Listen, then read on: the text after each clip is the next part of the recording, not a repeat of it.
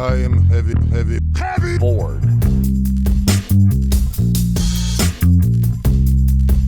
I may say that the male is entirely hostile.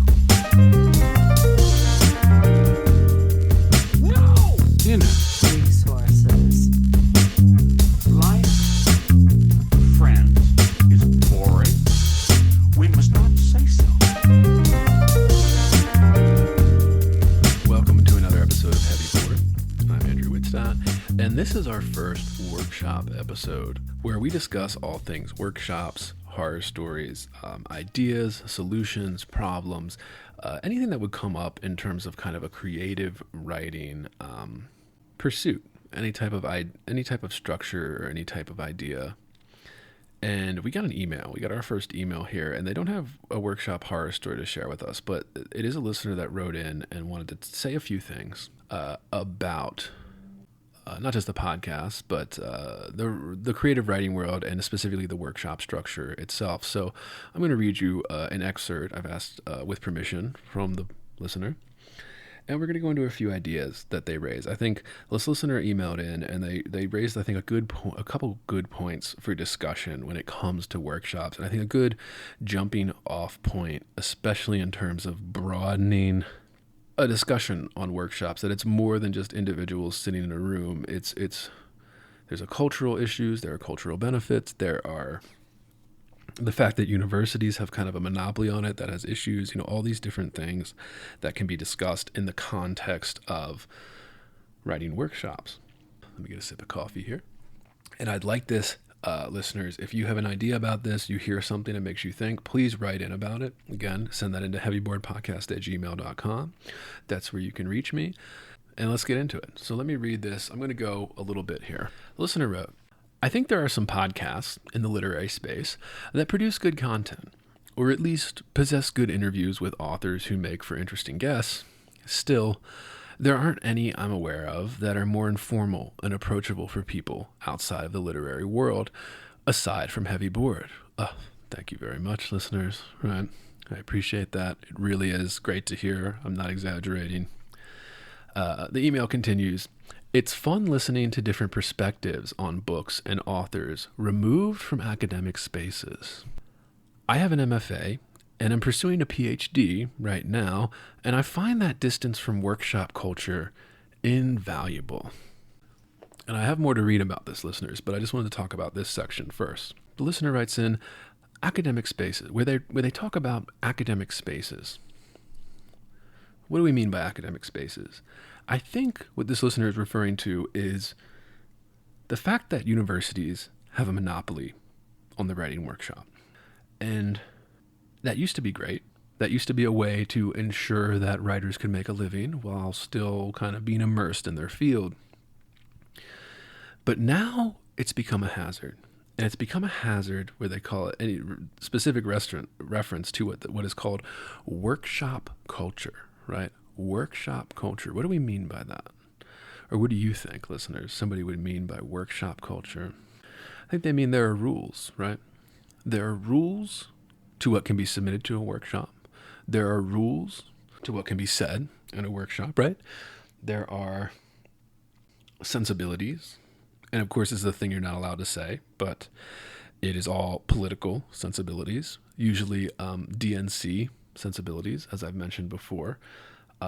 Where it seems that most art, even in workshops, it's actually even worse in workshops than it is if you go to like the New Yorker or something and you're looking at reviews or critics, where there's a strict adherence to an ideology and it kind of suffocates anything outside of that. So if you're trying to do something a little different, if you're trying to do something a little new, and you're going to an MFA or a PhD program and you're going into those workshops, there is an expected culture.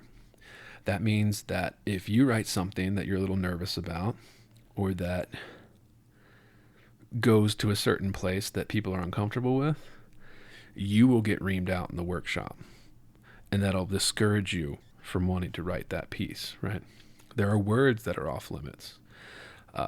I've been in some of these workshops, and it's just, I know everybody has. It's incredible. I didn't have terrible things happen to me, although there were times where the workshop would get hijacked For example, workshop culture right now, if you're a man and you write about basic male sexuality, i.e. finding women attractive, sexually appealing, if a character has sexual fantasies about a female character in the book, you will be accused of perpetuating some type of patriarchal misogyny, right? Because you're writing about an honest thing that exists in the world. Straight men are attractive to women. That's just what it is, right? But that is one of the part of the workshop culture that if you turn in a poem or a book, poem or a story or, a novel to a workshop, part of a novel, whatever, and you have some type of explicitly sexual material in there, and I mean explicitly sexual, and I don't even mean it has to be like graphic pornography or anything like that. I just mean literally it has to be a male character either obsessing or even in love, right? Like if you have an obsessive male character in love with a female character, you will be taken to task according to a political ideology that permeates everything in the workshop. And this is reinforced. And again, it's kind of like Noam Chomsky's manufacturing consent, right? These people don't understand that they're enforcing this kind of Red Guard Soviet style of art, but they are enforcing it. It's kind of just like a self-selection process, right? If you look at jobs, hiring practices in the field, it's hostile to the canon. In fact, every creative writing job, writing teacher job that I've looked at in the last 5 years specifies something about destroying the canon. They don't want to hire anybody that doesn't want to destroy the canon. So they want to undermine the authority of literature and all that kind of stuff. And they basically, this is the kind of manufacturing consent apparatus that Chomsky wrote about all those years ago. It's worth reading, listeners. So there is this idea of workshop culture, but I would like to know what you think about workshop culture, because again, what I just talked about, not very eloquently, I admit, is one aspect of workshop culture. But there are more, right? There are more. And it'd be interesting to have this kind of series where we go in and discuss the different aspects of workshop culture, or what somebody would call workshop culture. And I noticed this, I think it was Lee Stein on Twitter, everybody buy her books. She talked about how there's a difference between the creative writing industry and the publishing industry. She separates the two. And I think that is also something that workshop culture doesn't understand, right? So creative writing industry, where workshop culture is a part of, it's an industry built on people that want to be writers and are willing to pay for it and go to school for it and all that. The publishing industry is almost entirely separated from that, although there are places where it overlaps. And I think that was a really poignant and correct point that Stein made, and she should get more credit for it, quite honestly. But, if listeners have any ideas, write that in, heavyboredpodcast@gmail.com. So I think there is this kind of separation. I would argue that most of the audience for any given book, a collection of books, poems, anything like that, is not a part of this workshop culture. That this academic space, this kind of workshop culture, is so small. It is such an insular kind of incestual group. It's so small. It's a very small world, and most of the people that are successful in that world are not the most widely published, okay? So there is this clear disconnect between kind of what we would call academic spaces or workshop culture versus the real world, right? When we're trying to make money off these books, literally sell a story. Now people call that selling out, but that's not true. Everybody writing wants to be known for their writing, okay? Anybody telling you otherwise is lying. The email goes on, and this is where I wanted to specifically get into a few more details, right?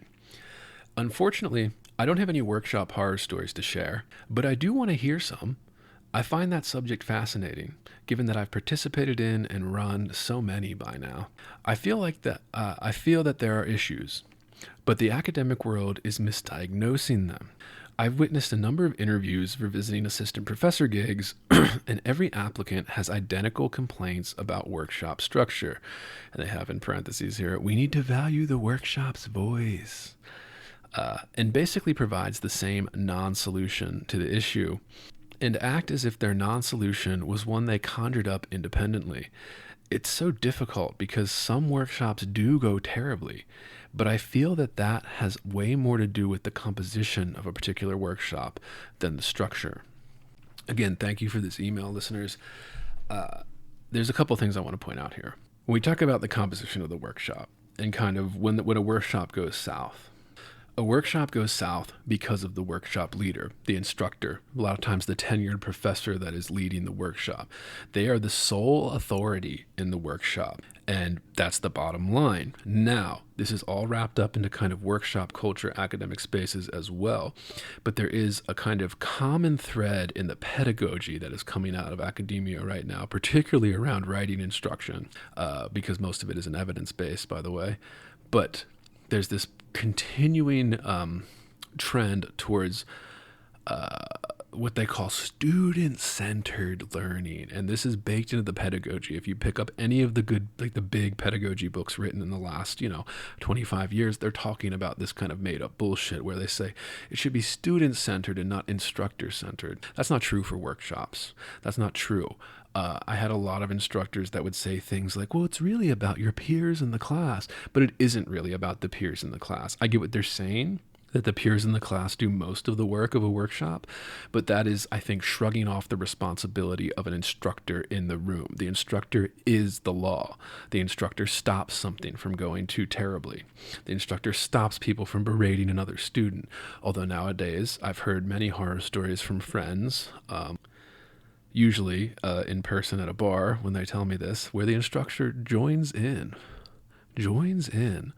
on dogpiling somebody in the workshop because they turned in something that someone accused them of misogyny, they accused them of some ism, some social media swarm style instruction. So that's what that's becoming. So there's that. It's always up to the instructor. It's always up to the instructor. And there's this trend in pedagogy that wants to diminish instructors' expertise. There's a trend in hiring, as I previously discussed, that wants to completely eliminate the expertise of the entire field. They want to destroy the canon, the thing that has spent hundreds of years building, refining, adding, all this stuff. They want to destroy it, therefore undermining the authority of a professor of English, right? That's what they want to do. That is the stated goal. It is stated in the hiring practices. It is stated in the job descriptions. They want to hire you to undermine your own authority. And this is the case with the pedagogy. So an instructor would read a pedagogy book, and the pedagogy book is instructing them to undermine their own authority in the classroom, pretending that these amateurs sitting around the table who have all paid to be there in an MFA, PhD program level, these people have been handpicked, usually by the instructor, right, to come sit around this table and work with this instructor. The instructor giving up their authority in that role will never benefit the workshop, will never help people achieve what they're going for, what they're trying to do with their work. Like I said, I've heard stories where literally the instructor will single out people, not anonymously, like by name, and just berate them in a struggle session, so that a lot of workshops become struggle sessions. Particularly, like I said, one example is if you're a man writing about male sexuality.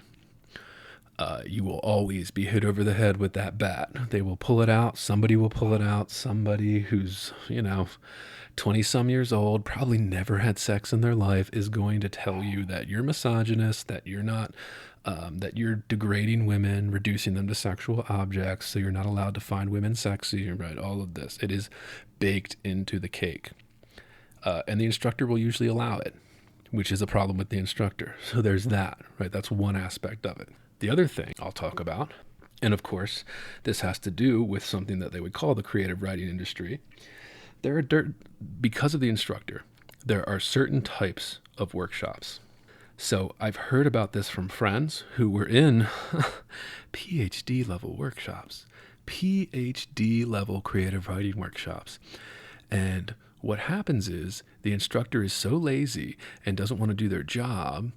So they have everybody come in and do cold reads. So you are not giving the poems ahead of time. And I don't know if this is happening in fiction workshops. Maybe a listener could write in and let me know if this is happening in fiction workshops, where you're not giving the work at least a week ahead of time to get the readings in, and give it a couple reads, go over it, try to be fair, try to help this person grow, try to help them make their work better. What a lot of lazy professors have chosen to do with poetry is to not do that at all, which means that we're not having a workshop, that they're not having an actual discussion. They are just, I guess, getting paid to show up to a room for a couple hours a week. And that's a disgrace, absolutely disgraceful. If you're a professor and you run your workshops this way, you shouldn't be a professor. You should lose your job. Because you're not running a workshop. And I actually had a friend who's told me at a couple different institutions, I've had friends tell me about this style of workshop. I find it absolutely appalling. If you're coming in with nobody having read the poems prior to the day of workshop, and not only because they're bad students, that's not why they didn't read the poem, it's because that's what the instructor wants them to do. And instructors that do this lazy kind of workshop routine, what they claim is that they're giving it a read that people would in a magazine.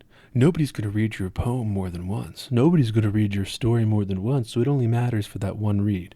And of course, that is completely fabricated. That's not what workshops are for. Workshops are for honing the craft, understanding the mistakes, pointing out the mistakes. It isn't for people to read in a fucking literary magazine one time and set it aside, okay? That is the after effect. That comes after the workshop process. But of course, these instructors all have tenure. Of course, I'm not going to name names. I'm not going to say what universities they were from, but they were prestigious, huge R1 research institutions in the States, okay, that they're in. And the staff is literally a joke, just absolutely insane. So that's another issue in workshops, right?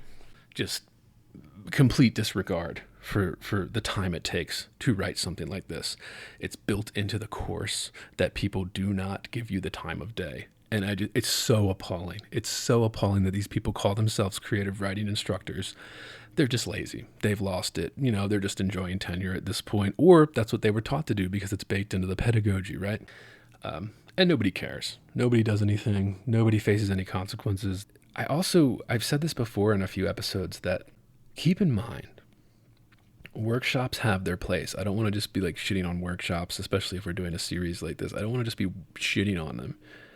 What I want is them to be better. There's a place for them. There's a place for young amateur writers to come in and have experts, which usually the only expert in the room is the instructor, by the way. To go back to my first point, there is a way that workshops are designed to help people. They want to help young writers. They want to show you the different techniques. They want to help you work through them, learn the craft. There is a place for writing workshops. But when we start getting to these very advanced levels, the MFA and PhD level, and we're still having these petty internet discussions occupy most of the time in the workshop, I just think that it's a failure of the instructor. And there's nobody else to blame it on. You could blame it on these large systemic things. You could blame it on whatever you want, but really it's down to the authority figure in the room. And if the authority figure in the room is not taking that responsibility and using it carefully, if they're using it in a political way, that's a problem. But if they're using it to play favorites, that's usually another problem that happens in workshops, right? If they're using that authority to diminish the experience, like, for example, having cold reads on workshops, it's just not going to work. And when the listener wrote in and said, some workshops do go terribly. And as I said, the reason they go terribly is usually because of the instructor not shutting it down or not refocusing it, not chiming in and saying, well, let's focus on the poem in front of us instead of, the writer. Something that's very easy to say would get people to stop doing bullshit and attacking people, dogpiling, all that kind of shit. I witnessed so much of that, and I wasn't even in grad school that long ago, guys. I was in it before it got this bad, and it was so bad then. Like, Okay, I'm gonna tell you a story of my own. And honestly, my workshop experience in grad school was actually great. I had a great instructor. There were very few of these kind of bad workshops where things would go off the rails. And it was because my instructor, my mentor at that time, really did make the effort to chime in. If somebody was ad hominem, if somebody was going off the rails, trying to attack somebody for something else that wasn't in the page, right? Or try to extrapolate a big kind of internet snarky comment, my instructor, my mentor would step in and they would say, okay, where, right? Point to it. Show me on the page. Make sure, ensuring that what people were saying wasn't mean, ensuring that what people were saying was actually the constructive feedback and criticism that is expected in a workshop, not this kind of petty kind of, personal, social problems, right? There's a lot of kind of competition. There's a lot of jealousy, right? Professional and otherwise, in these things. And a good instructor prevents a lot of that from derailing. But I did have a few times in workshop experiences, and this was in grad school. I didn't really have many in undergrad, again, because I had a great workshop leader there too. But there were a few times I turned in this poem that I never ended up publishing, but maybe I will eventually. And it was very simple at the time. It was called Using Her Toothbrush. And what it was mainly about was the speaker of the poem staying over, a girl's place that they had just, had sex or whatever it was, and the speaker doesn't have a toothbrush and has to use the girl's toothbrush and not his own, and how the speaker kind of having this kind of germaphobe reaction to it, like not wanting to do it, right? And that's called Using Her Toothbrush. And I thought it was supposed to be funny, but it was also supposed to make this point, right, about kind of anxiety over things like this. And that was the first workshop where a 24-year-old, 23-year-old, if that, is calling me misogynist. I was told I was misogynist because I was reducing the woman in the poem to her toothbrush. As if I was reducing the woman's value to her toothbrush. But like, again, one, it wasn't in the poem that way. It was a misreading of the work. And I did have a few people stand up for me in that workshop, but this was in my second year or so, I think. Maybe not, where a few people stood up for me during the process, where they said, well, I think that's a hyper feminist reading of this. Like, it's not quite there. You have to stretch some things kind of. And I was like, yeah, of course. Of course, it's a hyper-politicized reading because this person is scrolling the timeline all the time and then applying that timeline to this fucking workshop. And thank God I had a good instructor and other peers in the class that respected me, that were willing to stand up for it, because then it could have devolved very quickly into something like a dog pile. Where you get socially ostracized, even outside of the workshop, for turning in this kind of what is supposedly a safe space where you can experiment, where you can make mistakes, but it's not anymore. That's one of the other problems about workshops right now. It is not a place where most writers feel safe experimenting, trying new things. It just is not allowed. Usually, as I said already, by the instructor. The instructor is hurting everyone else by enforcing this kind of ideological, usually based around DNC policy proposals, because they're not laws, right? They're not rules that you actually have to follow. They are using a rubric about, well, this is how good people behave and speak, so therefore, if it doesn't adhere to this, you're a monster type thing. And of course, that is always has to do with these kind of policy proposals from the DNC. And everybody, when I say that, people are like, oh, well, you're some fucking, Republican. No, I'm not. I'm really not, guys. Like, I'm not. I don't subscribe to any of the Republican bullshit. I'm just calling it like it is. Okay? I'm just calling it like it is. That's what I see. I see one side using this kind of made-up set of rules to literally ruin your life or make you a social pariah in the MFA program, the PhD program, and I see instructors actually doing it too. So it's really horrible at this point. There's something else. There's something else that I'm thinking of now. And when you're in that level, when you're not just an undergrad anymore, when you're in the graduate level, the MFA, the PhD level for workshops, one nice thing about that is it depends on the instructor, it depends on the institution. They treat you like a peer in a lot of ways. you're drinking with these people, you're going to the parties, you're having them look at your work. They're not really showing you their work in progress. It's not that type of relationship. Again, there's that authority barrier, right? The instructor is the authority figure. And being treated like a peer at that level is one thing. It feels nice, it feels good, but it also misunderstands the situation. Is that you're on your way to being a peer with an MFA instructor, a PhD instructor, or professor, right? You're on your way to that, but you're not quite at that level still.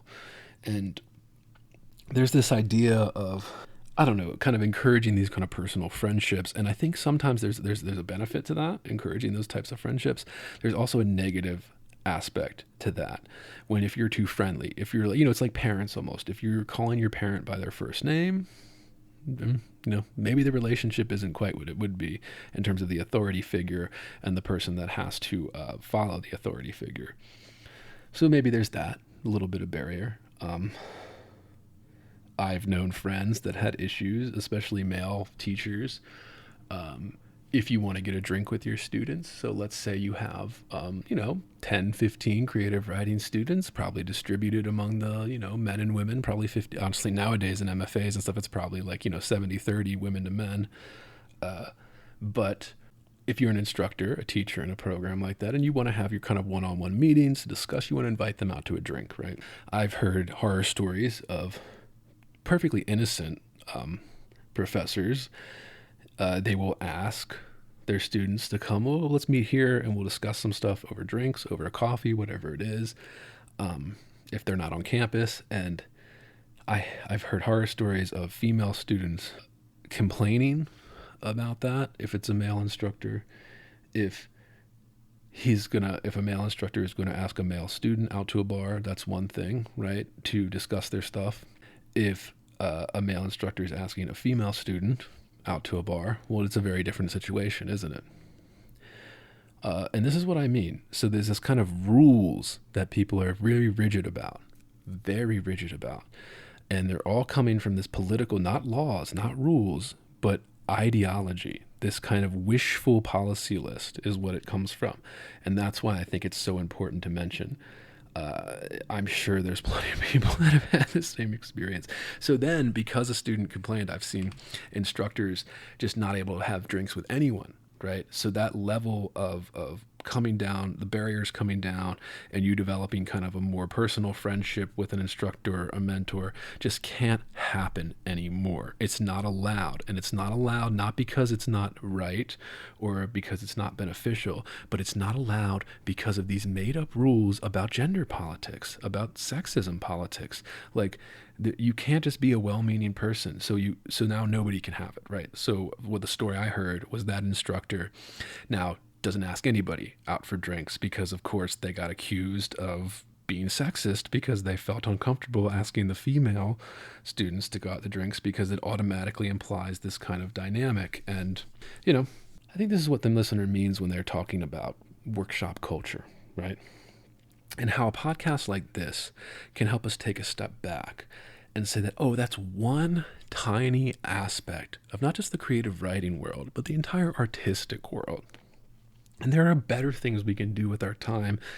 There are, there's a place for it, but it isn't the tell-all end-all. In fact, it's actually very small.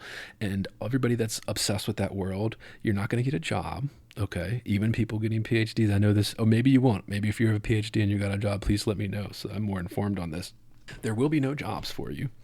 There is no job openings for creative writing instructors.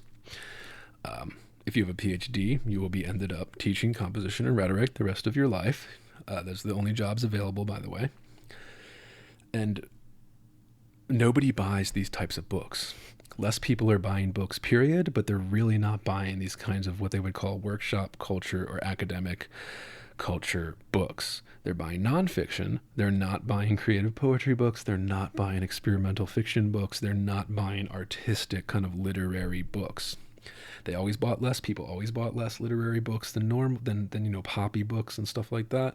That's always been the case, yes. But now the overall sales for everything is down. And guess what? That size of the academic space, that size of the workshop culture is shrinking with it. And I just think, don't bet everything on that. Take a look around. Broaden it, all right? Please, broaden it. There's so much more out there. And I hope this wasn't all over the place. I really wanted to just do a little short podcast here to get the ball rolling, where I wanted people to understand, we're looking for workshop stories, like things that happen to you in a workshop, but we're also looking for like your thoughts on workshop,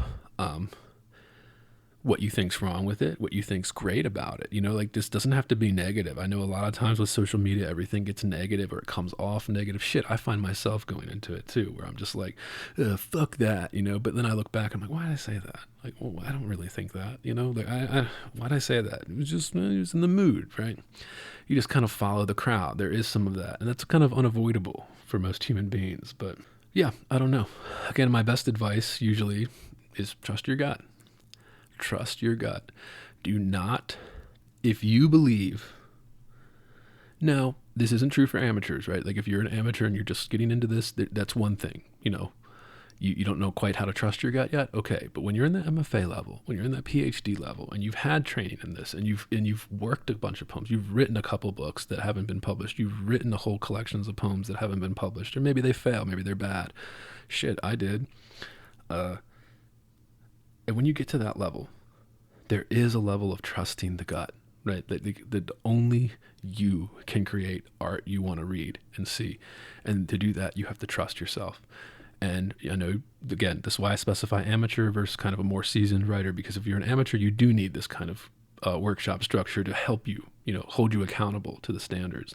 But once you've had a little bit of that and you're in the MFA, PhD level, you do not need to do anything other than trust that stomach. Trust that gut. What's it saying to you? What did you visualize in your fucking head when you were writing it? Right? So if somebody's telling you something in a workshop, take it with a grain of salt. Because if you have that gut feeling, that vision that you're following, well, a workshop's only going to be so helpful. Now, it can still be helpful, right? Doesn't mean you don't ignore workshops or anything like that. I'm not saying that. But I just mean, it could be helpful to just trust yourself and not listen to what a bunch of crazy people that are too online or, scrolling the timeline literally minutes before they sat down in class are saying about it. Okay? So follow your gut. But that's it. I guess I've ranted a little too long. Hopefully this wasn't completely off, unable to follow. I'll try to clean it up, make it more structured in the future. But send in these, if you have something like this, you have something to add, you have a workshop story you want to share with me, please send it into heavyboredpodcast@gmail.com and I will get it, and I'll ask permission usually, but if I don't, I'll probably keep it all anonymous, right? I'm not going to say names or anything like that. I don't want anybody to be put on the spot, especially through, my fucking podcast. So let me know. Send your workshop stories or your workshop thoughts into heavyboredpodcast@gmail.com. I'm Andrew Whitson, and this has been another edition of Heavy Bored.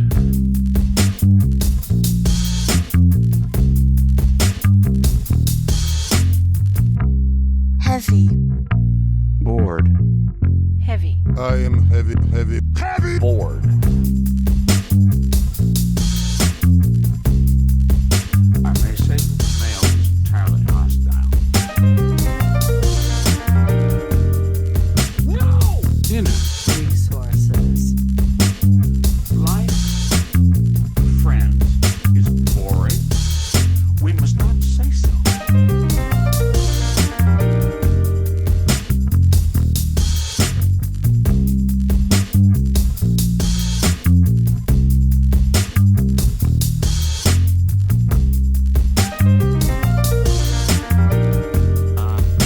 Are you radioactive now? Inner. Resources. American resources. Being bored? Some activities are intentional, right? It shows such a lack Heavy. of gratitude for life. Bored. I aspire to boredom, Heavy. I should say. Bored. I am heavy. Bored. Has you the night sweats and the day sweats, pal? Pal, I do.